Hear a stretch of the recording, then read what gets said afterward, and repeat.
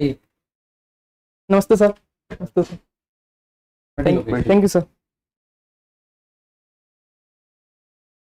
कैसे हैं लोकेश? सर ठीक है, बढ़िया। कैसे प्रेरणा मिली लोकेश आपको सिविल सेवा में आने की?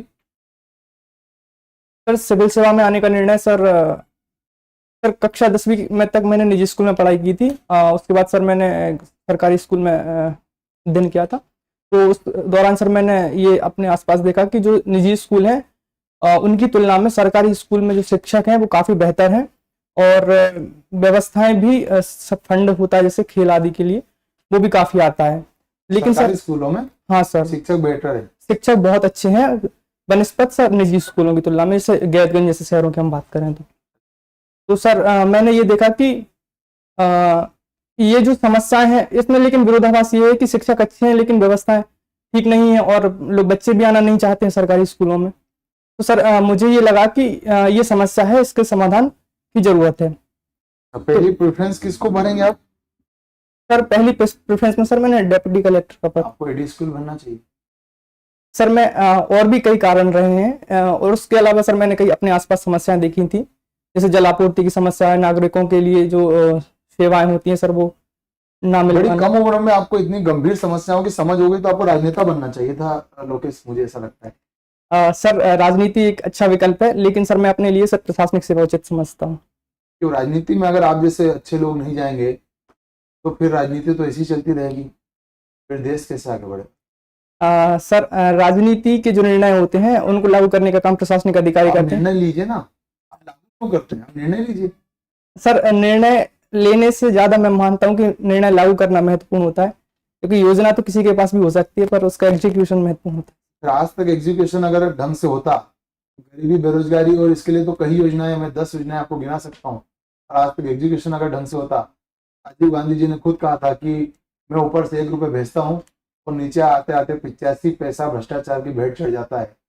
अगर उनका ऐसा स्टेटमेंट है तो नीचे के लोग पैसा खा जाते हैं। सर प्रधानमंत्री जी का ये निर्णय जो कथन था वो समय का स्थिति बताता है, लेकिन सर वर्तमान स्थिति परिवर्तित हो चुकी है। वर्तमान स्थिति में कई पेपरों में लोकायुक्त तो लोकपाल का गठन ही नहीं करना पड़ता अगर स्थिति चेंज हो जाती तो। और अभी कहीं कहीं हमें देखते हैं अक्सर आए दिन भ्रष्टाचार और करप्शन, और करोड़ों रुपए की नकदी पकड़ाई जा रही है, जलाए जा रहे हैं नोट और बहुत कुछ। तो मुझे लग नहीं रहा कि स्थिति चेंज हो रही है। और आप कैसे चेंज होगा सब? सर जैसे योजनाओं के क्रियान्वयन की जहां तक बात है तो मैं एक अभी वर्ल्ड बैंक की जो रिपोर्ट आई थी गिनी गुण सूचकांक को लेकर के, उसमें ये बताया था कि भारत में असमानता कम हुई है। इसका मतलब ये है कि शासन की योजनाओं का लाभ निचले स्तर तक पहुंच रहा है। पहुंच रहा है? सर पहुंच रहा है। ठीक है। विद्यालय में प्रातःकालीन प्रार्थना सभा का संचालन करना है ना? क्या आप उसकी ये थी शुरुआत, कितने देर चलती थी उसका थोड़ा वो बताइए ना, कि यहाँ शुरू होते थे, बच्चे ऐसे इकट्ठे होते थे, सर 7:30 बजे हमारा प्रार्थना का टाइम था। उसके पहले बच्चे एकत्रित होकर के पंक्तियों में खड़े हो जाते थे। 7:30 बजे सर मैं सब प्रार्थना के लिए मंच में पहुंचता था और प्रार्थना शुरू कराते थे। उसमें सबसे पहले राष्ट्रगान होता था, फिर राष्ट्रगीत होता था। उसके बाद में सर हम एक स्तुति करते थे ईश्वर की, और उसके बाद में सर एक समाचार का वाचन होता था, कोई भी तात्कालिक जो न्यूज रही होगी।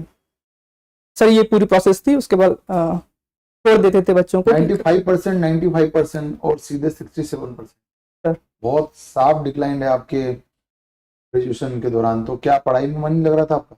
नहीं सर, मैं सर बताना चाहूंगा कि कॉलेज में आने के बाद सर मैंने ये अनुभव किया कि व्यक्तित्व विकास महत्वपूर्ण है अंकों के साथ में।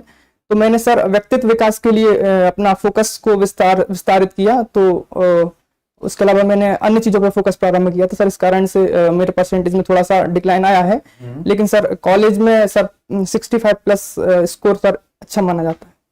अच्छा अच्छा, ये तो आप बोल रहे कि अच्छा माना जाता है सर मतलब जिस तरीके से सर मेरा पढ़ाई पर फोकस रहा और अन्य गतिविधियों में मेरी। चलिए ठीक है, आपने कहा योजनाओं का बेहतरीन क्रियान्वयन करेंगे आप, है ना? शिक्षा, स्वास्थ्य, रोजगार, कृषि, ग्रामीण, शहरी और महिला वृद्ध, सबकी एक एक सबसे टॉप योजना बताइए। तो शिक्षा के जितने भी आपको डायमेंशन याद आते हैं सब में एक एक बेस्ट, हर एक सेगमेंट की एक बेस्ट योजना। सर ग्रामीण विकास के लिए राष्ट्रीय ग्रामीण आजीविका मिशन शुरू की है सरकार ने पहल। और शिक्षा के लिए सर न्यू एजुकेशन पॉलिसी है। योजना सर योजना नहीं, पॉलिसी है। योजना में सर प्रधानमंत्री पीएम श्री स्कूल्स या सीएम राइज स्कूल्स का उल्लेख किया जा सकता है। सर कृषि में प्रधानमंत्री किसान सम्मान निधि योजना। और सर और क्षेत्र सर आपने क्या, स्वास्थ्य के लिए सर आयुष्मान भारत योजना सर महत्वपूर्ण है। और सर मैं वृद्धों के लिए सर अटल पेंशन स्कीम सरकार ने प्रारंभ की है। और सामाजिक सुरक्षा वृद्ध महिलाओं के लिए भी दी जाती है सर इसी के अंतर्गत। और सर तहसील क्या होता है? क्षमा कीजिए सर, चुनाव आयोग अभी बहुत चर्चाओं में। किसी राजनीतिक दल का पंजीकरण चुनाव आयोग किस एक्ट के तहत करता है? क्षमा कीजिए सर, इस एक्ट की मुझे जानकारी नहीं है, लेकिन जनप्रतिनिधित्व अधिनियम 1950-51 है सर। 1950-51 दोनों ही है सर। सर धारा 29 है उसकी। वैसे तो एलन मस्क नई पार्टी क्यों बना रहे हैं? राजनीति विज्ञान आपका सब्जेक्ट है सर। अभी जो वर्तमान राजनीतिक दल सत्ता में है सर, उनके साथ राष्ट्रपति के साथ विवाद हो गया था उनका, वैचारिक मतभेद। सर इस कारण से वैचारिक मतभेद तो होते ही रहेंगे, तो पार्टी बना रहे हैं वहां तो, जबकि पावरफुल व्यक्ति से टकरा रहे हैं उनको इसके आर्थिक नुकसान भी हो सकते हैं। सर बिल्कुल सर, व्यापारी व्यक्ति हैं और उनको आर्थिक नुकसान होंगे ही, क्योंकि कई टेंडर्स जो होते हैं सरकार से मिलते हैं उनको। तो टेंडर का सरकार उनको जानबूझ के दे रही है कि वो योग्य इसलिए मिल रहे हैं? सर उनको योग्यता के आधार पर ही मिल रहे थे, क्योंकि उनकी जो कंपनी है नहीं देंगे उनको, किसी अयोग्य व्यक्ति को देंगे वो तो सुप्रीम कोर्ट जाएंगे, और वहां का न्यायपालिका तो बहुत स्वतंत्र और निष्पक्ष है। सर बिल्कुल सही बात है, लेकिन सर मुझे सर उनकी आंतरिक राजनीति किस तरीके से कार्य करती है। और मेरा लास्ट सवाल है कि प्रधानमंत्री नरेंद्र मोदी जी अभी त्रिनिदाद और टोबैगो गए, वहां की प्रधानमंत्री का क्या? सॉरी सर, मैं ध्यान नहीं कर पा रहा हूँ। चलिए ठीक है, कोई बात नहीं। वो देश कहाँ पर है? सर वो दक्षिण अमेरिका क्षेत्र में आता है। क्या कहना चाहते? कैरिबियन कंट्रीज, कैरिबियन सागर में सर। चलिए ठीक है, ठीक सर जी। लोकेश जी सर। बेटा फाइनेंस एंड कॉमर्स के मिनिस्टर्स तो हैं, कॉमर्स का मिनिस्टर है ना सर? वाणिज्य मंत्री हैं सर। वाणिज्य मंत्री हैं, हाँ। वित्त मंत्री हैं सर। लेकिन अर्थशास्त्र का कोई मंत्री नहीं होता है, ऐसा क्यों? सर वित्त मंत्री ही जो वित्त व्यवस्था को संचालित करते हैं, देख रेख करते हैं उसकी, और वाणिज्य मंत्री व्यापार को वो संभालते हैं सर। तो बेटा आप ये बताइए, आरबीआई का हेड गवर्नर रहता है, तो गवर्नर का नाम बताइए। क्षमा कीजिए सर, मैं रिकॉल नहीं कर पा रहा हूँ। नीति आयोग के हेड का नाम बताइए। प्रधानमंत्री प्रमुख होते हैं और अध्यक्ष होते हैं, और उपाध्यक्ष sir V R. Shri Subramaniam. RBI की एक कमेटी भी होती है, तो 5 लोग मिलकर किसी चीज का निर्णय करते हैं सर। उसमें कौन कौन लोग बैठते हैं? तो आरबीआई के गवर्नर होते हैं, 4 अन्य कौन होते हैं? सर आप मौद्रिक नीति समिति की बात कर रहे हैं? सर उसमें कौन लोग होते हैं पदेन, सर इसकी जानकारी नहीं है मुझे, मैं देख लूंगा इसको। लेकिन सर इसमें 3 सदस्य सरकार के द्वारा नियुक्त होते हैं सर। बेटा ये बताओ रेपो रेट क्या है? सर रीपरचेसिंग ऑप्शन फुल फॉर्म है। रेपो रेट सर वह दर है जिसपे वाणिज्यिक बैंक आरबीआई से लोन प्राप्त करती है। कमर्शियल बैंक्स मतलब आरबीआई से लोन प्राप्त कर रहे हैं सर। रिवर्स रेपो रेट क्या है? जब वाणिज्यिक बैंक अपनी जमाएं आरबीआई के पास रखती हैं तो उस पर जो ब्याज मिलता है सर, वो रिवर्स रेपो रेट कहलाता है। बेटा फादर ऑफ इकोनॉमिक्स किसे कहते हैं? सर एडम स्मिथ के द्वारा लिखी गई किताब वेल्थ ऑफ नेशंस। पूरा नाम बताइए। सर हिंदी में कोशिश कर सकता हूँ। राष्ट्रों के धन के स्वभाव और उसके कारणों का अध्ययन, ऐसा कुछ है जहां तक मैं ध्यान रखता हूँ। कोई बात नहीं बेटा। बेटा फॉरेन ट्रेड थ्योरीज के बारे में बताइए मुझे। कुछ पढ़ी होगी फॉरेन ट्रेड थ्योरीज भी आपने। क्षमा कीजिए सर, मैं अभी ध्यान नहीं कर कोई पा रहा बात नहीं। वर्तमान में एक यूएस डॉलर, एक यूरो और एक ब्रिटिश पाउंड सबकी कीमत और रुपीज में बताइए।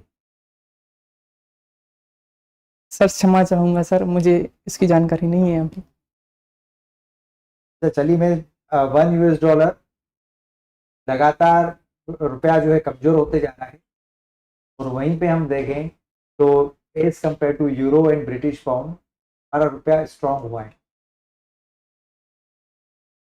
सर रुपया स्ट्रांग हुआ है। हाँ जी, हमारा रुपया गिर नहीं रहा है।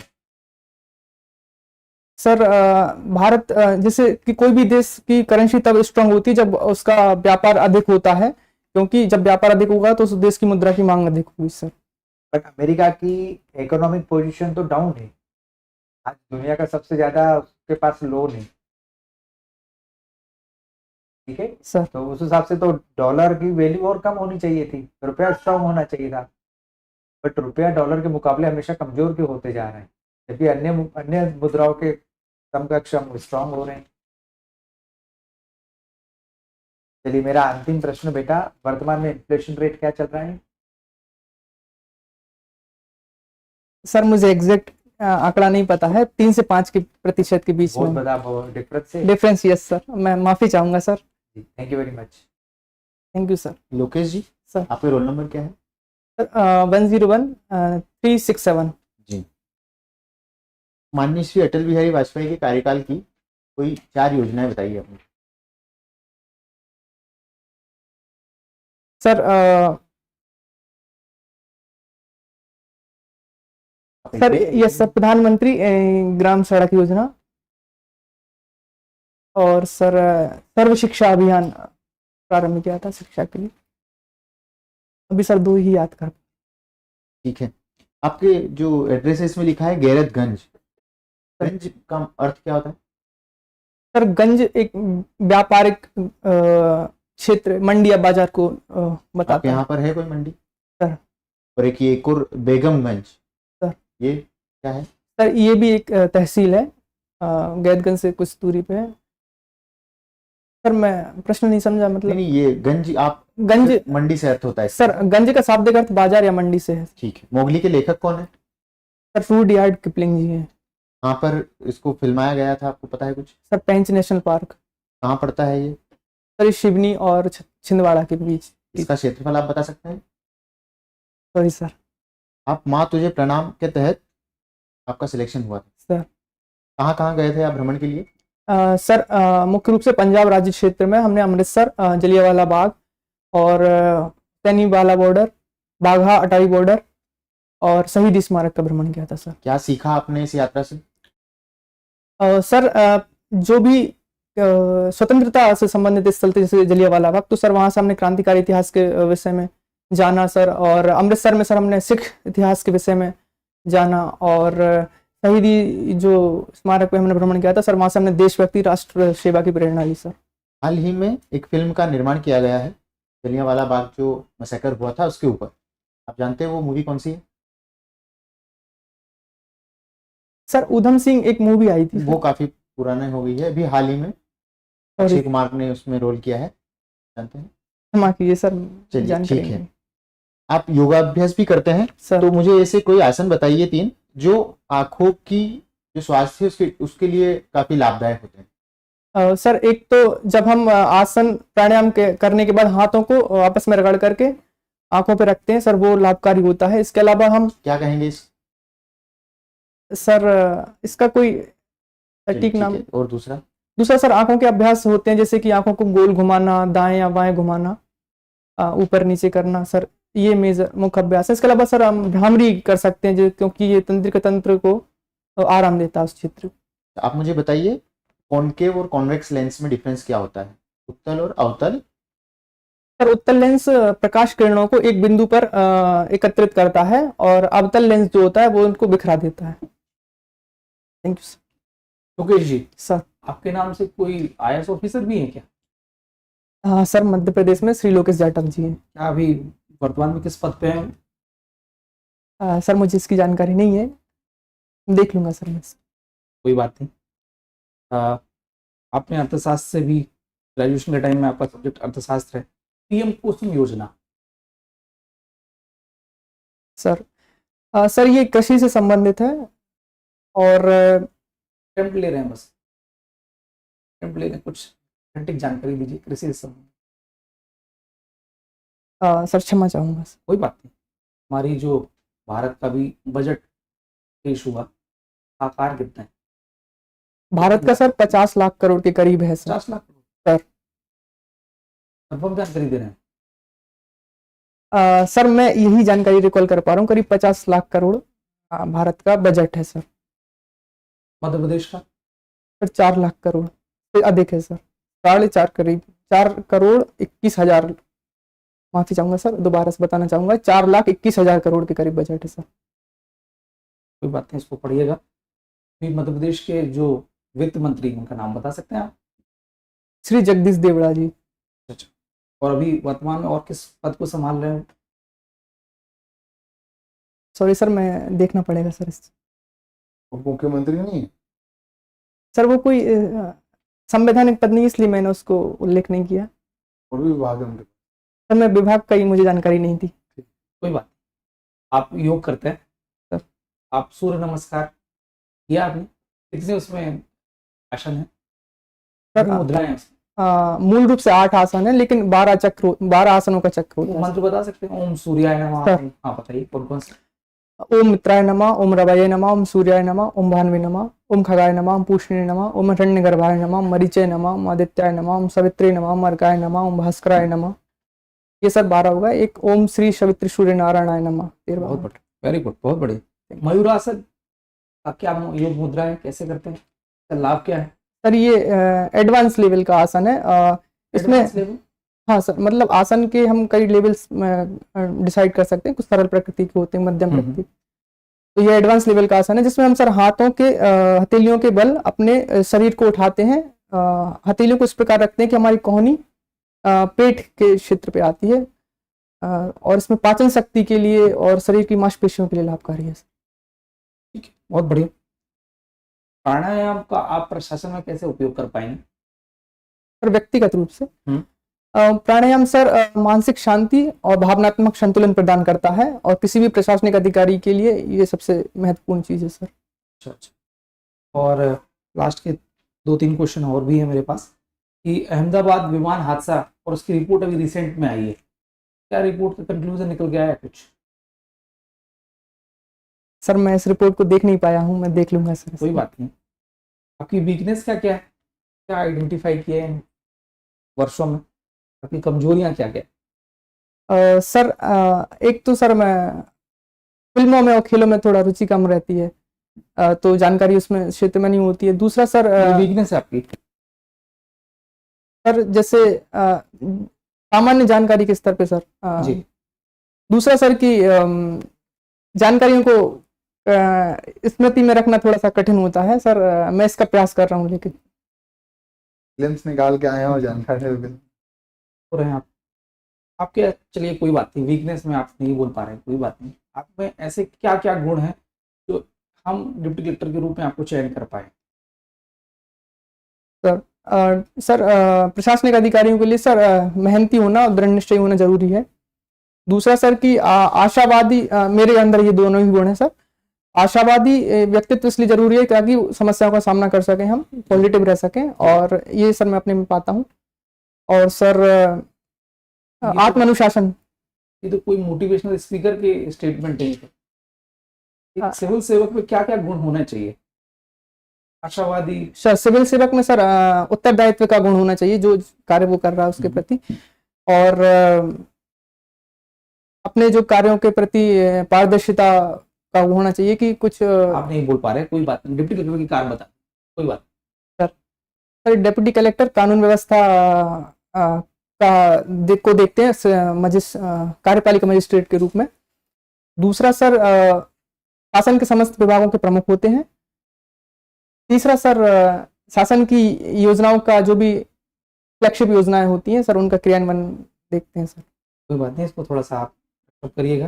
अंतिम प्रश्न है जिसमें आपने शासकीय स्कूल की बहुत प्रशंसा की, मैं भी समर्थक हूँ। तो क्या आप अपने बच्चों को शासकीय स्कूल में पढ़ाएंगे, मेरे प्राइवेट बच्चे स्कूल में? हाँ।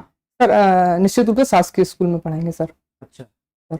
और फिर तो अभी कोचिंग जो अभी आसपास जो सभी पेरेंट्स तो प्राइवेट कल्चर में ही सपोर्ट कर रहे हैं। सर मुझे लगता है अगर प्रशासनिक अधिकारी और जनप्रतिनिधि, क्योंकि आप बीच में इंटरप्ट कर रहा हूँ, आप अधिकारी के रूप में आप कोई हो सकता है आपको तहसील मिलेगी, तहसील में शिक्षा का स्तर वो भी शासकीय स्कूलों में, आप वर्तमान हकीकत को ध्यान में रखते हुए बोलिए। सर सर मैं Hypothetical एक उदाहरण मैं आपके सामने बताना चाहूंगा कि छत्तीसगढ़ में सर एक IAS अधिकारी हैं, शरण उनका कुछ सरनेम है सर कुछ। बताइए। सर मैं काफी समय से सोशल मीडिया से दूर हूँ तो वो नाम में विस्मरण हो गया है सर। तो वो उनके अपने बच्चों को सर सरकारी स्कूल में पढ़ा रहे हैं सर, और सरकारी स्कूल में पढ़ाने से लाभ ये हुआ है कि सर सारी व्यवस्थाएं ठीक हो गई हैं। ठीक है। ठीक है। ठीक है Lokesh. Thank you sir. Sir एक सेकंड बेटा बैठो, हाथ यूं करना, थोड़ा सा ऊपर, हाथ हवा में करो, ठीक है। Thank you sir.